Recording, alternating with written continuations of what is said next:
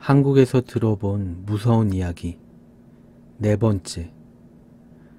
어느 날 야간 방범을 마치고 새벽에 들어와서 잠을 자고 있었는데요.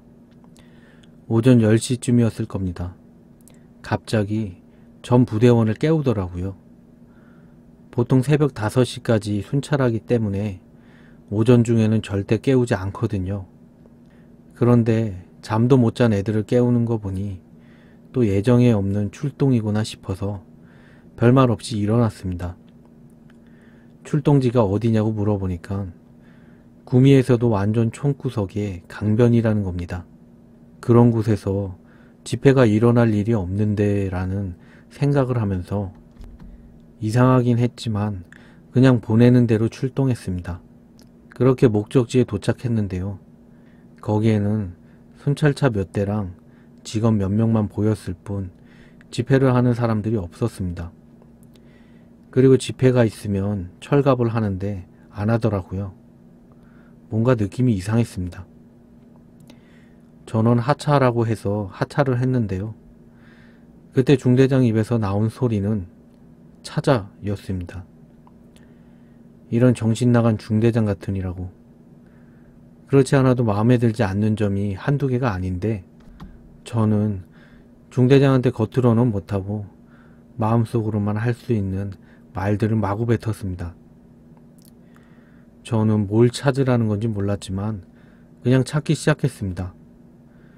보물찾기 하는 거 아니냐면서 고참들은 낄낄대기도 했죠.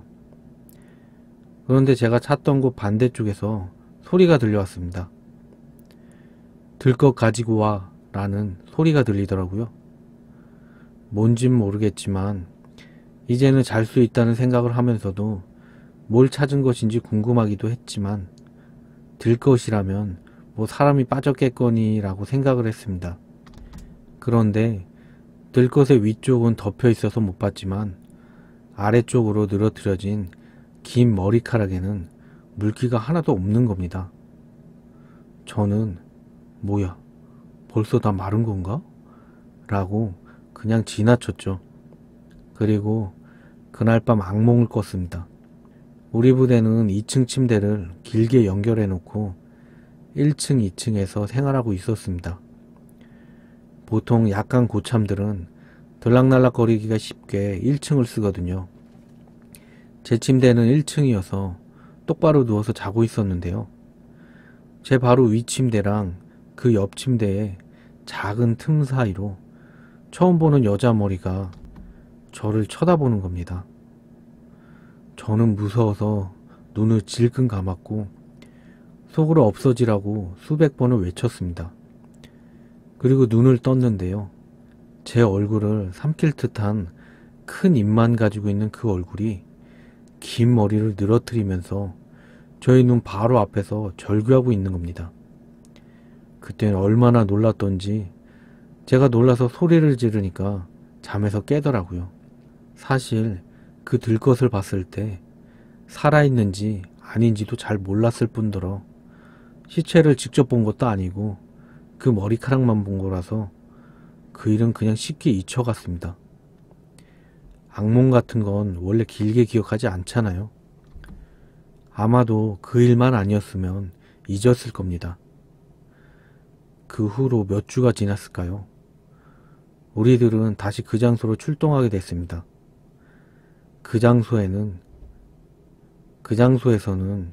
죽은 그 여자를 죽인 용의자의 현장 검증이 시작되려는 참이었습니다. 그때 군생활 처음이자 마지막으로 현장 검증이라는 걸 눈앞에서 보게 되었는데요. 우리가 하는 일은 유가족들이 용의자를 죽이지 못하게 하는 것이었습니다. 유가족들은 용의자를 보면서 죽이겠다고 화를 내면서 오열하고 있었고요. 용의자로 보이는 아저씨는 마스크를 쓰고 묵묵히 마네킹에 입혀진 스타킹을 벗겨 마네킹의 목을 조르고 있었습니다. 영화 같은 걸 보면 그 순간 막 살인자의 눈빛이 보인다면서 그렇잖아요.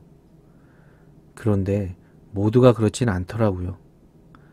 그 아저씨의 눈빛은 적어도 제가 보기엔 후회와 속죄의 눈빛이었습니다. 나중에 알고 보니 그 아저씨는 운수업으로 생계를 꾸려가는 사람이었는데 대학생이었던 여자랑 운전 중에 사소한 시비가 붙어서 충동적으로 살인을 저질렀다는 겁니다. 정말 평범한 사람으로 보였는데 말이죠. 저는 그때 생각했습니다. 살인자는 멀리 있는 게 아니라는 걸요. 자신의 가장 가까이서 자신을 가장 미워하는 사람일 수도 있습니다.